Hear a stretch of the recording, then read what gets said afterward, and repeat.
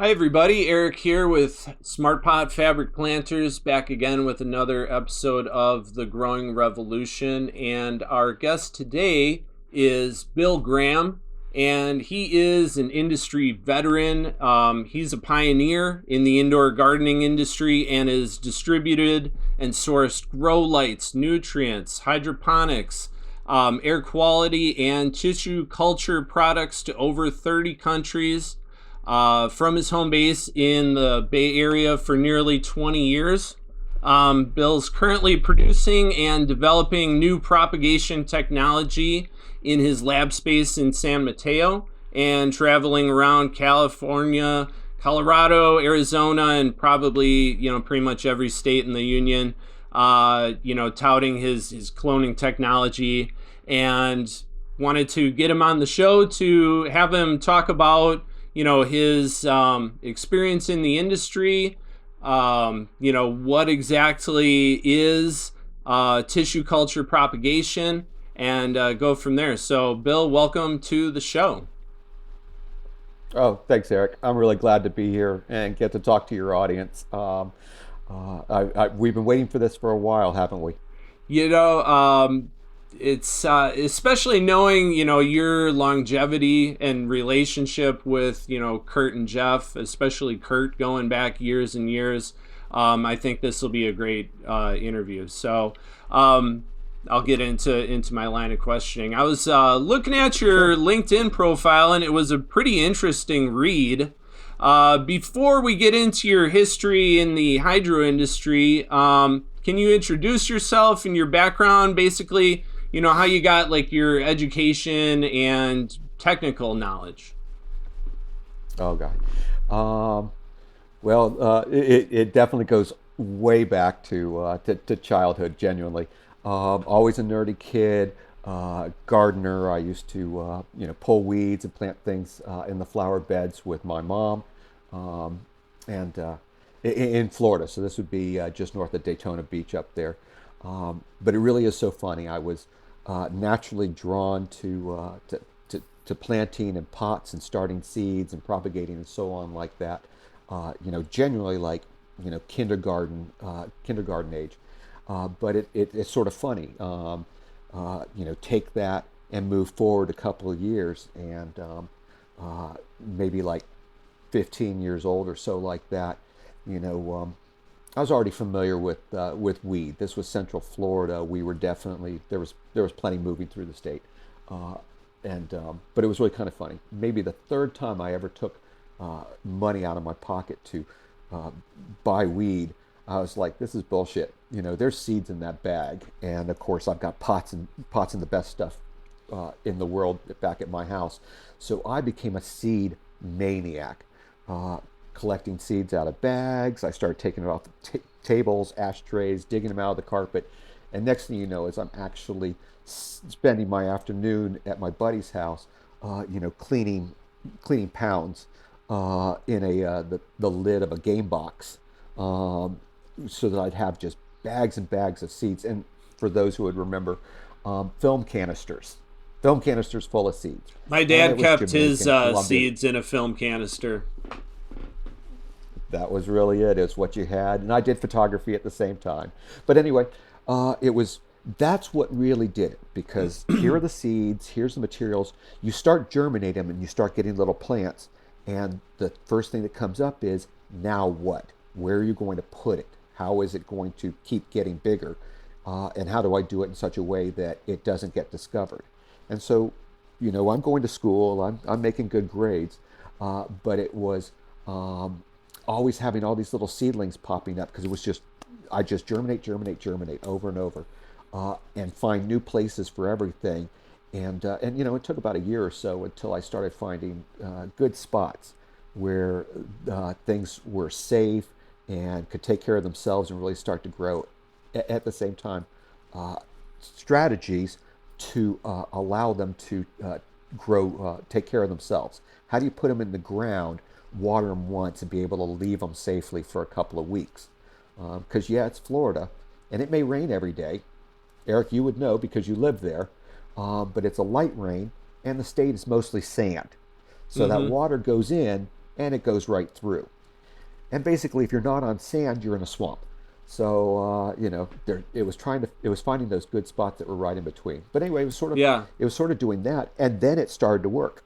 But really, I never really kind of meant to do this as a profession. I really just always enjoyed making the plants and the satisfaction of them looking so gorgeous. Because you were never going to see, live full bud, green cannabis plants unless they were your own, because if they were somebody else's, they'd already told somebody else that stuff was going to get stolen, So you really had to keep it to yourself all the time, and that was really it. Can't tell girlfriends, can't tell my friends, and ultimately, I'm sorry to share with your audience, but you're growing pounds, so you're going to have to give it to somebody else. So what I did was I ended up hooking up with my friends' older brothers and sisters. Um, the, the girls who used to babysit for me, because I remember they would, I was a kid in the '70s, so they would all be out on the porch smoking weed anyway. So I'd give them a ring and be like, "I got green bud for $35 a quarter," and they'd be like, "I'll take two." Uh, and working in a big restaurant, so the kind that has like banquet rooms. So food service, yeah, I, I I had a market for everything I did, but it was never really.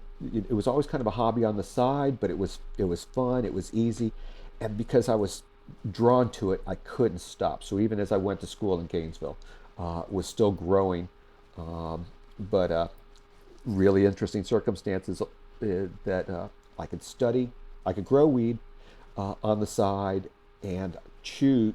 It was paying my way through school, by the way. Were So you I growing indoors stopped or taking my. outdoors at that time?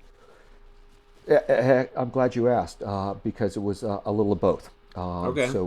Most of the time, it was raising the plants inside up to a manageable size, and then finding really good places for them outside. So, uh, my strategy would be to raise everybody to about 2 feet tall, basically trim the bottom half or so of leaves, and because that Florida soil, there was a great water table, but it was maybe a couple feet down.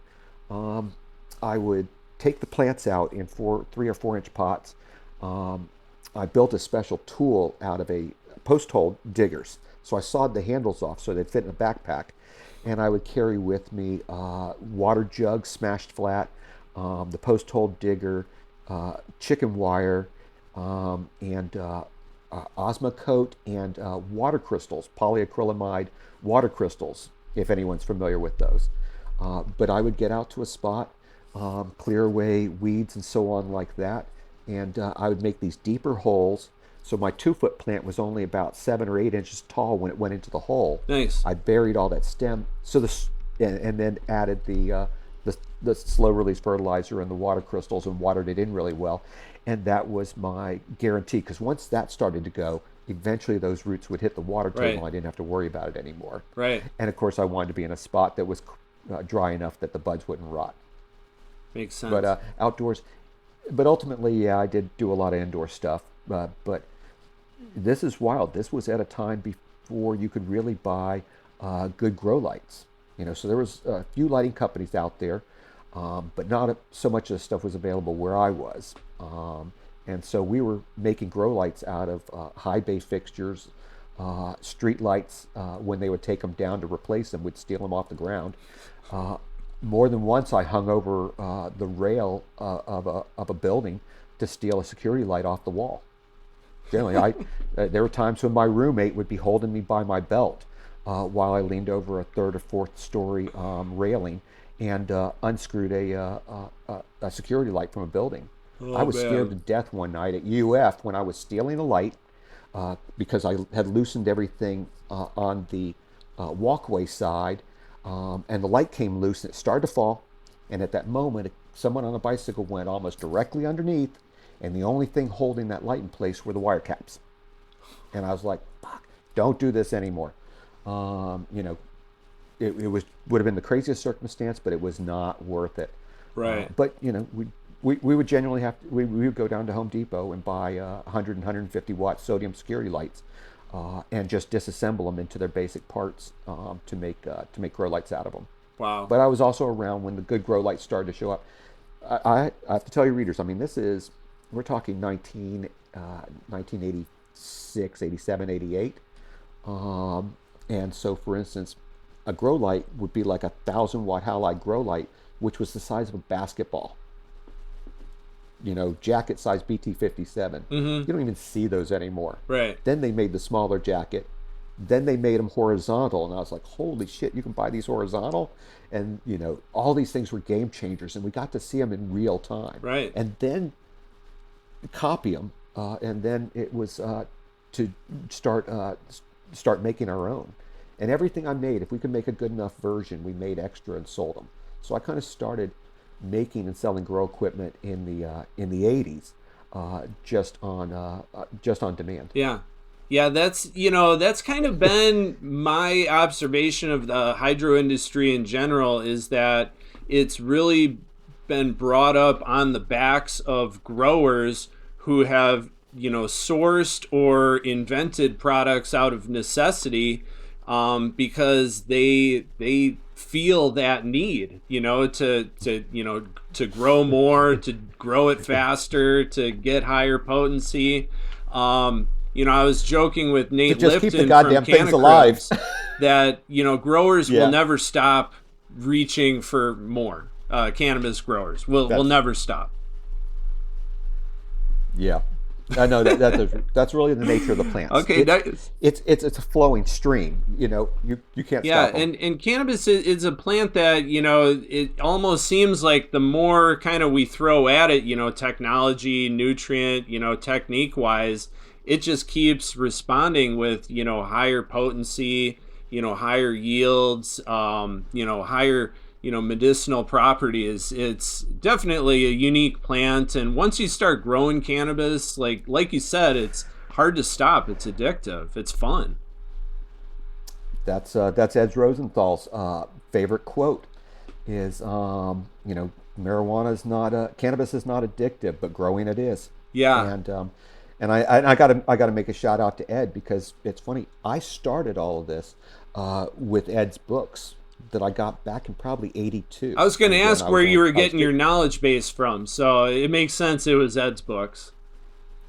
oh yeah, it was hilarious. I mean, no sooner did I have a car than I met the local head shop, uh, buying a bong, and not encouraging minors to do anything bad like this. But of course they had the grow books, and so I was like, I'm thumbing through the books, and I was going, oh hell yeah. So I started buying everything off the shelf over there, and it was a fair but limited selection. But it was enough of the information you needed to get started. Ed's book at that point still was almost 300 pages long, and with lots of great photos, and it just absorbed that, every part of it. Uh, and just to give your readers kind of some background, is the grow lights in the book were 4x8 sheets of plywood with fluorescent fixtures screwed to them. So you would end up screwing fluorescent fixtures to this thing every 6 inches over the entire 4x8 sheet. Not cheap, not easy, and not easy to manage. Yeah. you know. Yeah, and So who knows how I safe would that was too, ultimately. Well, I learned a lot of wiring. I can wire a house, plumb a house. I can do all this stuff today because of what we learned back then, Yep. and the fact that you had to do it all in the middle of the night with the tools you had, and your only resource really was kind of the hardware store, and maybe specialty electronics or something like Yeah, that. But because it was you like, can't call up the local plumber to help you with your, irrigation system on your cannabis, or the electrician to up your, capacity, especially back then. even to get the parts, you had to make up a whole cover story and be able to back it up without suspicion. Exactly. We're talking about a really wild special skill. I did it all the time. I was like, okay, we're gonna have to make this shit up, and to get all this done, or know exactly what the hell we need, so the guy doesn't ask questions. Yeah. Uh, but I'm so sorry. Let's get your listeners in on some of the most valuable stuff that they can hear right now? What can I share with you that Well, I kind of gets the honestly, mind going? I think this is the most valuable stuff. Are kind of All right. these funny anecdotes of what it was like before we had this freedom to grow plants. I guess it depends on what state you're in. Many states Yeah. it still is a felony to grow. Unfortunately, Florida Yeah. is one of those. Yeah. But Yep. I, That. I I was reading about your like grow store, Plant Science and Garden Supply, and starting that Yeah. up, and kind of running that out of your truck or your car, and Oh Lowe's. God, Like, that just sounds like a did I put crazy that on the story. site? Yeah.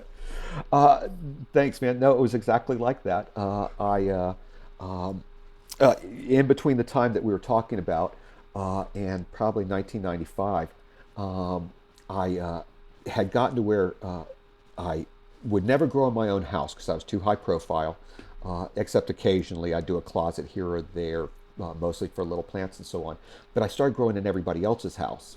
So I got really good at um, somebody would give me a bedroom or I'd take a rental for the summer. And I can move all the grow stuff in with the baby plants, blow out a crop, clean it all up, and get out of there in like 70 days. But ultimately, what happened was about 95, I ended up with a job at Lowe's just because I had worked for the government um, in the plant lab as a botanist, kind of monitoring non-indigenous species, so invasive species. And generally got it was wild. I got personally our lab got fired on C-SPAN by Newt Gingrich while we were at work one day. So I had a great, honest job, and Newt decided that we were unessential workers and shut our shit down, which was entirely wrong. But it was the beginning of all that really stupid stuff that we still have today. But so I was like, okay, cool. Need a job, so went to Lowe's, and while I was at Lowe's, I had all these guys coming through. I was at the garden department, of course, and they'd have shopping lists. It's like, I need these pots, I need these lights, I need this irrigation, the whole thing like that. And real quick, as I'd get their list, and if you can imagine, I'd be like, well, actually follow me, and I'll get you all the stuff you need. And I would walk them through the store because I'm the one who did it before. And I'm loading their cart But up they and don't telling them know how to that. build grow lights out, everything. Well, it's funny. They're getting it right away because of the stuff I'm giving them. They're like, oh, this guy is not Right. full of shit. Holy crap, this is even better. But what I saw from there was the opportunity to start getting them like real equipment because it existed now.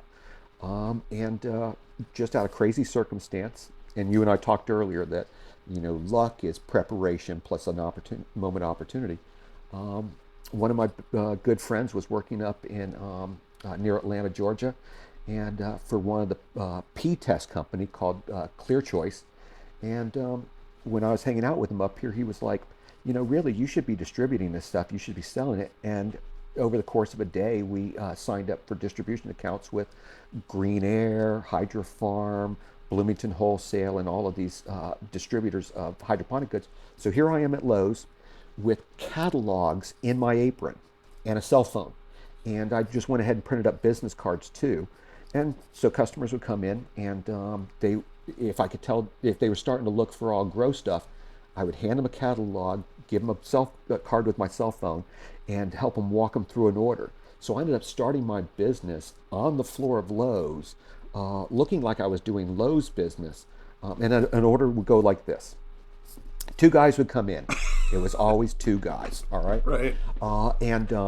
And they've got the shopping list. I lay this shit on them. They are fucking floored. But at the same time, they are listening. They're paying attention. And so it's like, okay, here's the list and all like that. You're going to need this much light for this much space. Here's the rest of the pieces to go with it. I would draw them up an order list, and then they'd lay a down payment on me, and I'd order all their stuff into my house, home address, and then I'd bring it to work in my Jeep.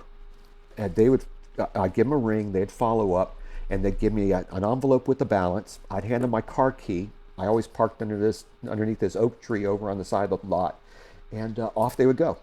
And I'd take the cash over to the little special order register, count it all up, stick it in my pocket, and then they'd come back with my car key and we were done.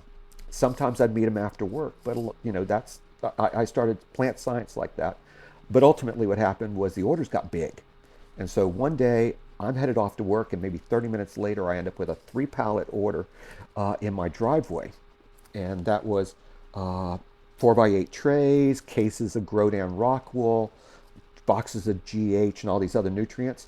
Everything you expect for a giant grow, standing in my driveway for about 8 hours.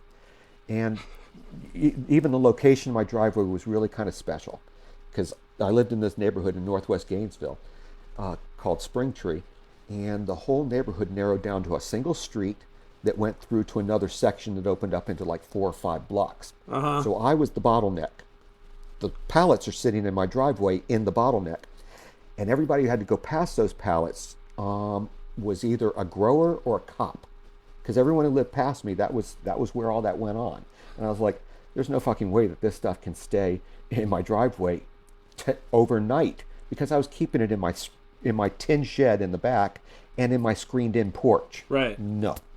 So immediately I went out and found a warehouse space of about 500 square feet, conveniently immediately behind the popular herpetological, the popular reptile store called Hogtown Herpetological, and put everything in there.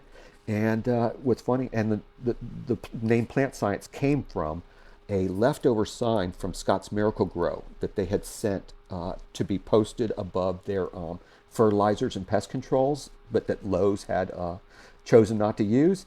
And so I had just held on to it because it sounded cool. And I went over, screwed it to the side of the building next to my door, named the company Plant Science, and that was the beginning of my retail experience, which incidentally was 8 years to the week after the time my roommate said, hey, we're driving to Jacksonville, Orlando, Tampa, and Fort Lauderdale for equipment. We should just open a store in Gainesville. And I said, hell no.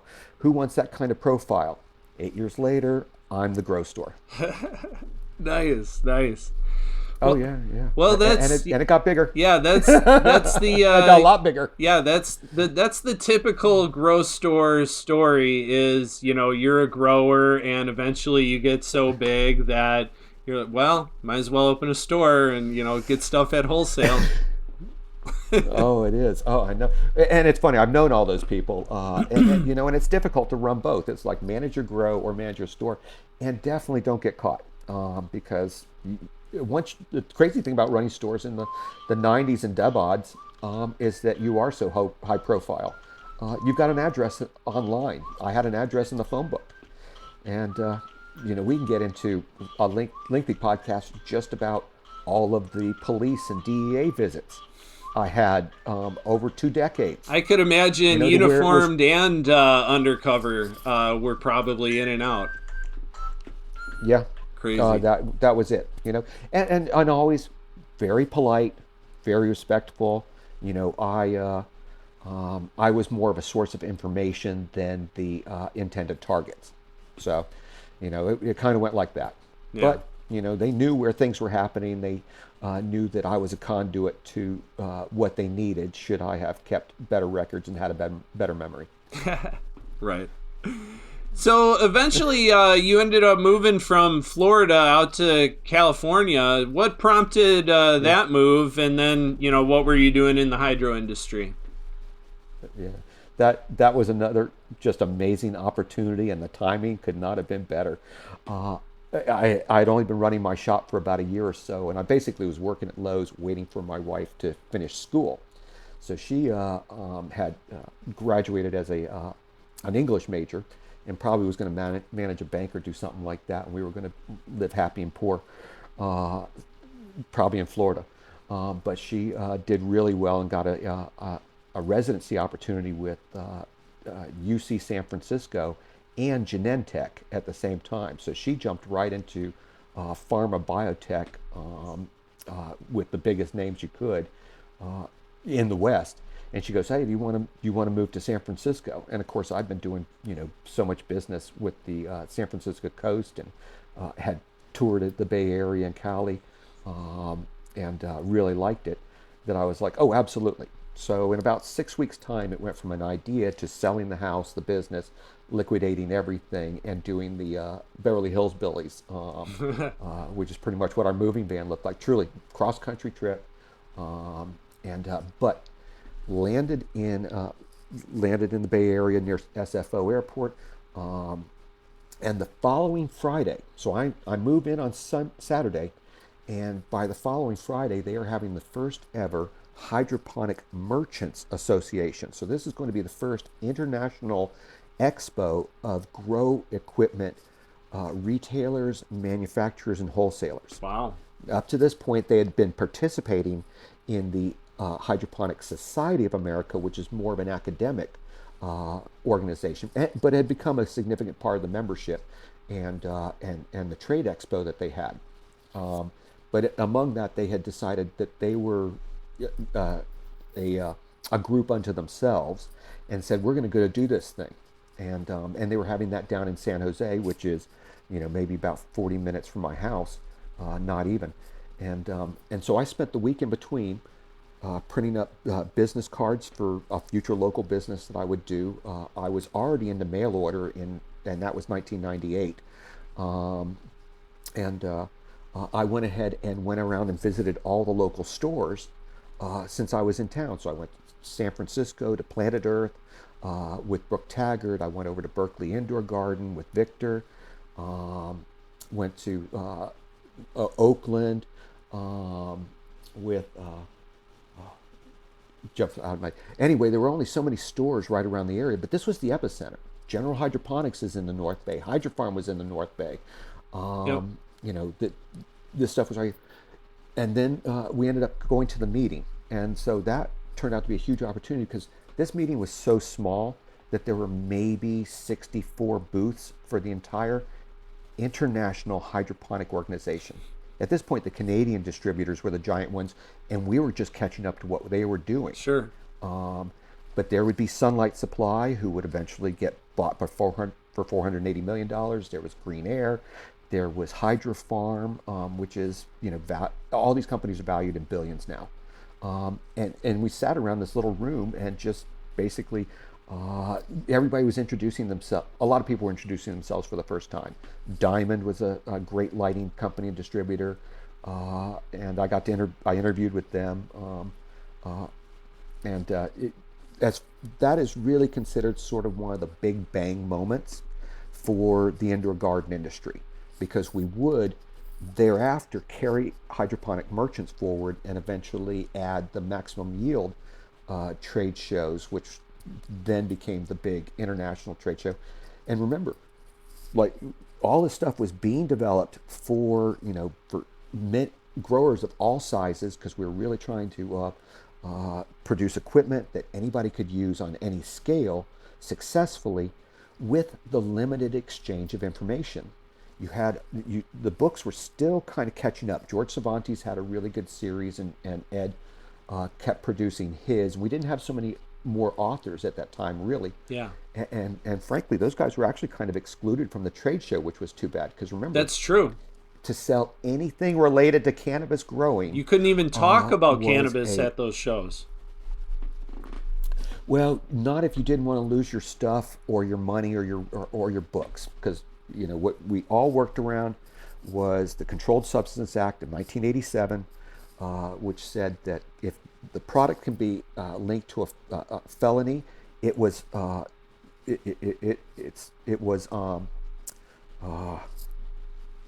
contraband.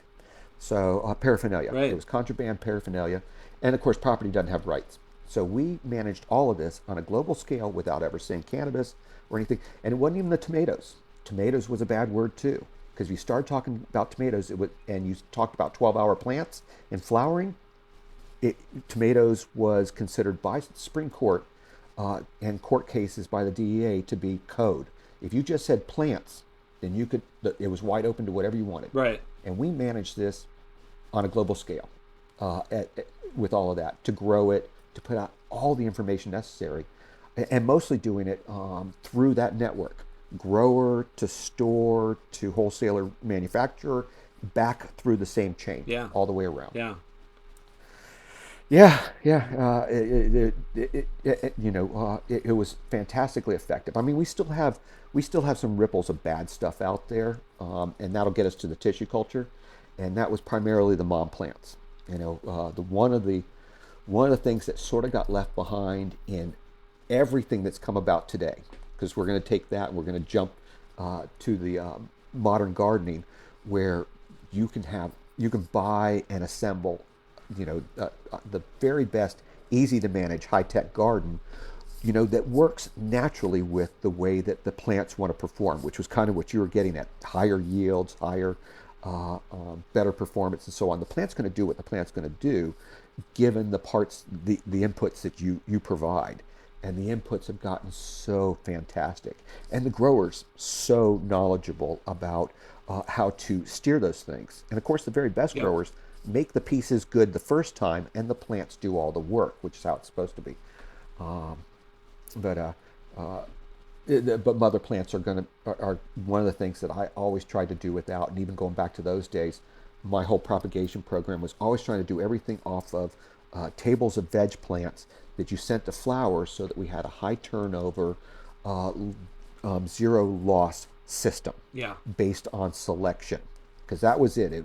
I was always the selective propagator, and the thing about mother plants was that you can pick a good plant to be your mother plant, but that once you let her go to 6, 8, 10, 12 months, all that goes out the window, because there's going to be little screw ups along the way that are going to cost you. Plus, the longer the plants are around, the more opportunity you have to kind of end up with, like, mom plant catching or holding or passing on any kind of diseases. Because you have to remember, in a grow environment, the plants are the petri dishes. The media is the petri dish for all the things we're trying to get rid of. That's what makes them a problem. Yep.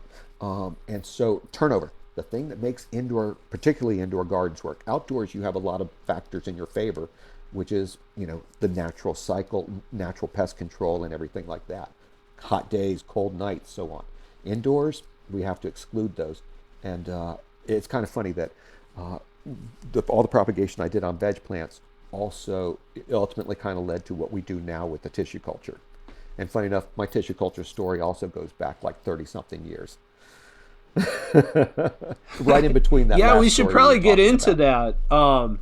Yeah, so I'm you're the sorry. president of microclone tissue culture. Can you explain, Yes. I guess how you got into that, and maybe a brief description of what tissue culture is for those who are unfamiliar. You got it. No, we'll start with all of that. Tissue culture is really growers already know hydroponics. Tissue culture is doing hydroponics with sugar. So it's the same nutrients, it's the same hormones.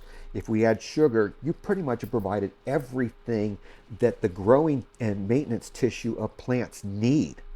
Because the whole purpose of photosynthesis, translocation in vessels, roots, and so on, is to be able to pull in these materials: water, nutrients, transport hormones up and down, and of course, make sure sugar can reach all of the growing points where that's occurring. Mm-hmm. And so we can do that by taking the sugar from another plant, like sugar cane or beets, regular white sugar, adding it to your hydroponic nutrient, and then putting plant pieces in it, because whereas roots themselves cannot directly absorb sugar, they have a layer inside of them called the Caspian strip that excludes sugar.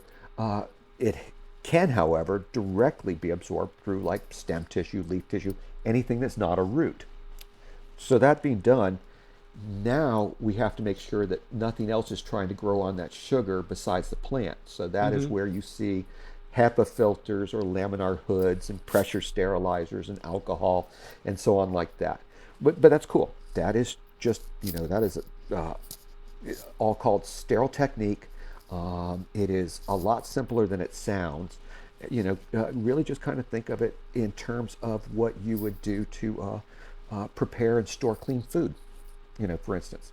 But we'll grow small pieces of plants, because we only in cannabis particularly, we really just need the growing points, those tips at the tips of branches. And if you take those down to an inch or so, it's just like a very small clone. And in my case, I try to do most of my stuff as a shortcut using the test tubes, or sometimes larger 2 or 3 plant containers, to make clones from very small cuttings. So I'll take 1-inch pieces, put them in my shortcut tissue culture for about 3 weeks to allow them to get a little bit taller, start putting on leaves, and then the base that's in the medium tends to get fat as it absorbs the sugar and makes wood, and then it gets lumpy with roots that are just getting started from the hormone. And incidentally, this is a good time to add that the 4th ingredient to that rooting media is going to be agar, which is kind of like gelatin. It just holds the whole thing together. So it's a powder. We mix it in with the newts and the sugar, and when it's heated up to boiling, it cools as a nice clear semi-solid gel. It means we can put plants in it and they stand up. And when we're done, a jelly. Just think of jelly. When you're done, we just warm it up and it slides right out. And so we clean and reuse everything. I've got this great little room that's very easy to manage with just a couple fluorescent tubes on a shelf, a little HEPA filter, and in a grow tent. So I can put my plants in test tubes, put it on that shelf, and they take care of themselves until I need to take them back out. Yeah, it sounds like for especially a commercial operation, to me the main benefit of doing tissue culture is you can have much smaller mother plants, and if that's what you're looking to do, and take proportionately many more cuttings, or versus if you cloned that same plant. Are there any other benefits for growers doing tissue culture versus traditional clones? There are a handful. The first being, eliminating mom plants fixes a bunch of problems. The continuation of disease, it gives us a system that kind of is always flushing out plants. So little plants all to go to flower.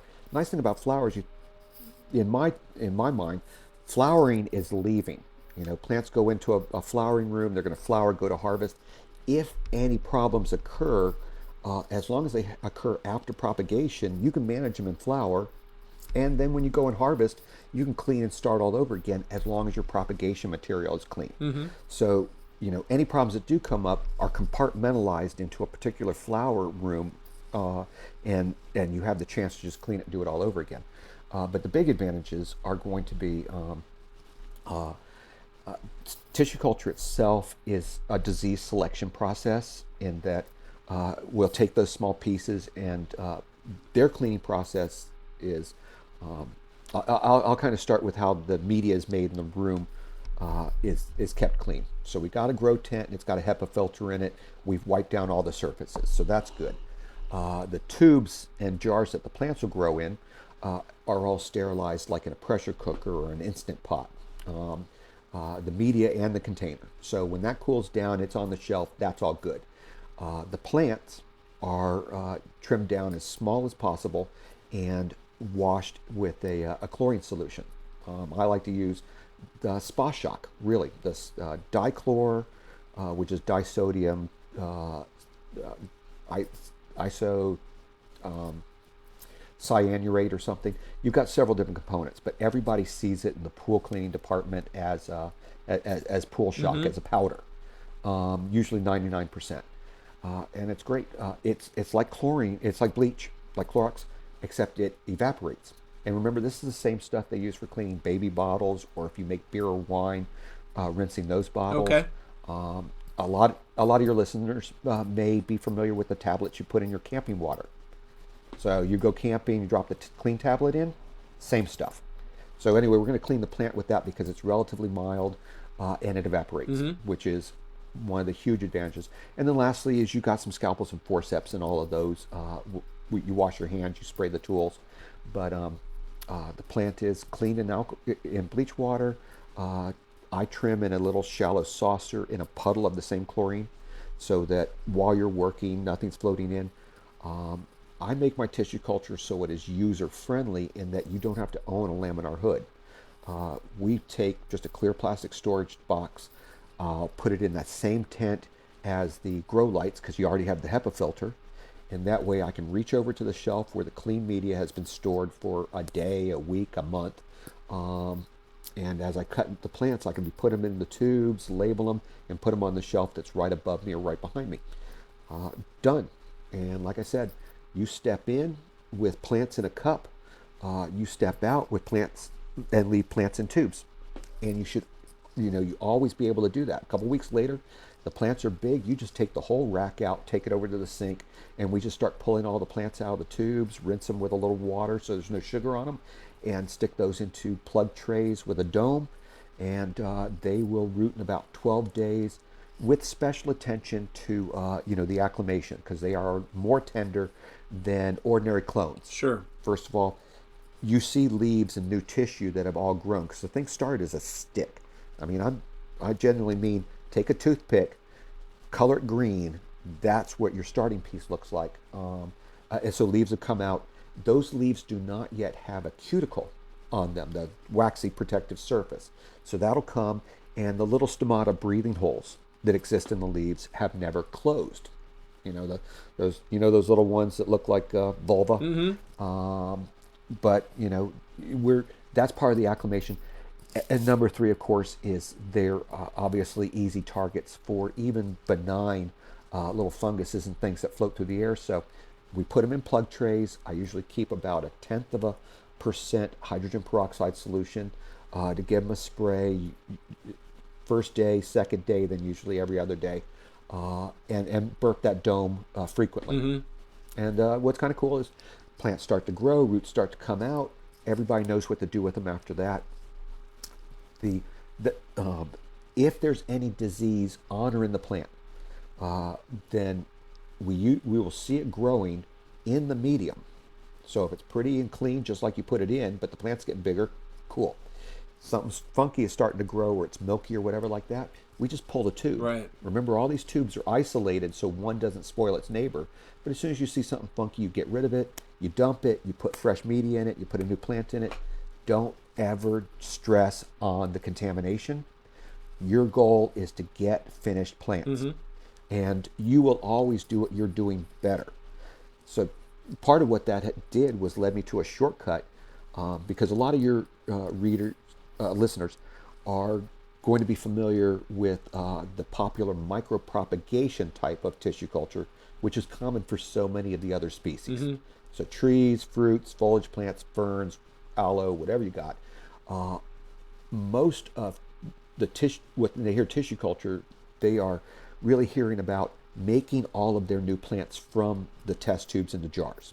And in fact, your nurseries, Dark Heart, Finest, Front Range, Nodes, all of those guys, that's a lot of what they'll do. Just like mother plants, they'll put the plant into media in this jar, a larger piece, a larger jar, and the hormone choice will be a branching hormone, the class called cytokinins. So the plants will branch, but will prevent the growth of roots. And that's kind of cool. They go to this jar.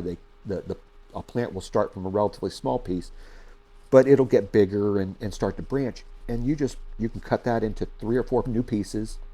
You only need one to start it all over again, and those other pieces then go on to rooting and make new plants. And that's okay, especially for a nursery, except for 2 things. First of all is cannabis in particular can be fussy about, strains specifically fussy about their multiplication medium. I've got 3, for instance, that I put in the kits, and growers can select among them should they wish to go that route, Mm-hmm. to do some multiplication and or storage, because storage and multiplication work kind of the same way. One will be with encouraging slower growth and more time in the bottle, that for storage, and multiplication is kind of the opposite. We want more plants faster. Right. But I actually created a technique called tissue-ponics, which is funny. It's actually been evaluated by the Professional Society for In Vitro Biology, and I will be there in June, kind of following up with my results because I kind of took the tissue culture industry and turned it sideways a little bit. What I did was I teach this a lot. I do a lot of on-sites.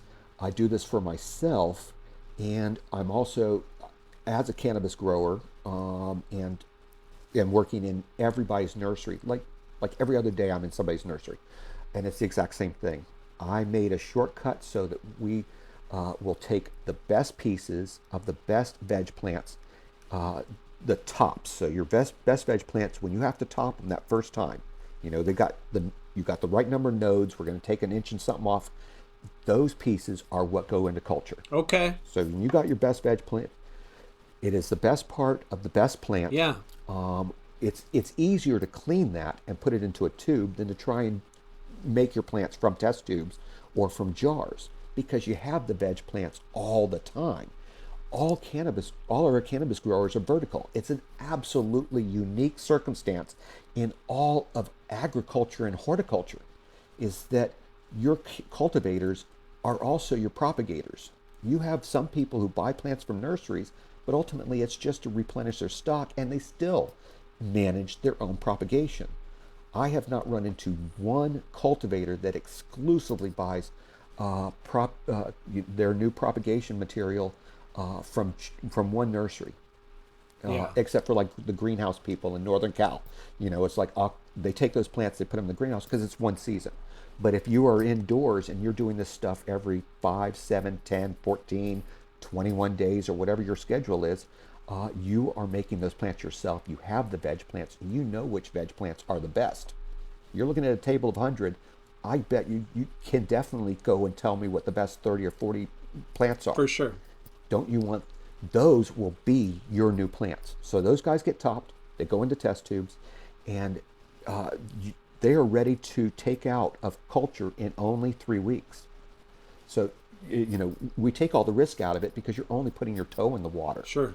The tissue culture becomes a tool for every home grower and even large scale propagator by just using the important part, which is making new rooted plants from the best selected material.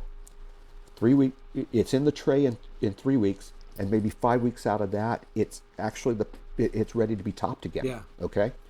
And what are you doing? You're topping it again. We have now created an entire generation cycle in only 8 weeks.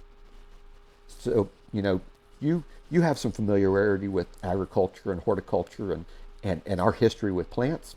Hasn't it always been selection of best plants by the grower that made crops improve? Yeah. You get that wheat that's better than the other wheat, and that's what you make next year's crop out of. Now we're doing it every 8 weeks. Yeah. Now we're doing it 6 and 7 times a year. So it's funny. I actually was taught this by my own growers, totally by accident. I was selling disease removal by tube selection because you can see stuff. And actually, we'll get into viroids later, which is a little different, but it's still built in. But the number 3 thing that improves the crop more than anything is grower selection and frequency. Because bang, best becomes the whole table, and you're taking the best again. Yeah. So now with metric, my metric cultivators are able to show me graphically how crops have improved, even though they were disease free. So they're like, look, we didn't have any viroids, we didn't have any pathogens. This crop improved exclusively 15% improvement in 4.5 months over the entire crop, just from 2 cycles. We were only at 2.5 cycles at that point of selection. Wow. Instead of mom plants using best veg plants. And the best part about it was they didn't have to do that anymore. Their technicians did it. So they sent their technicians to the veg table Right. with a little tray, and they said, okay, bring me the best tips. Cool. In like 15 minutes, Yeah, they came anyone back can with the do best that. tips. And then they went back to the table and topped everything else to compost and carried on their job like normal. Meanwhile, they took those best pieces, and that's what they cleaned and put in the tubes. Wow. And eventually, those come back as new plants.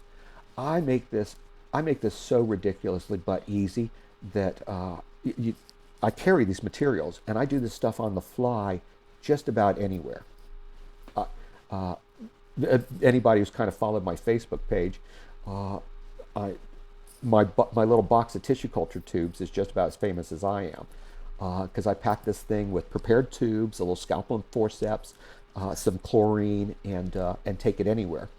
And in fact, my I just got back from Colombia, where I got to kind of guest judge for the Golden Cup in Santa Marta, Nice. but went on to Medellin to do demonstrations and give tissue culture to the growers there.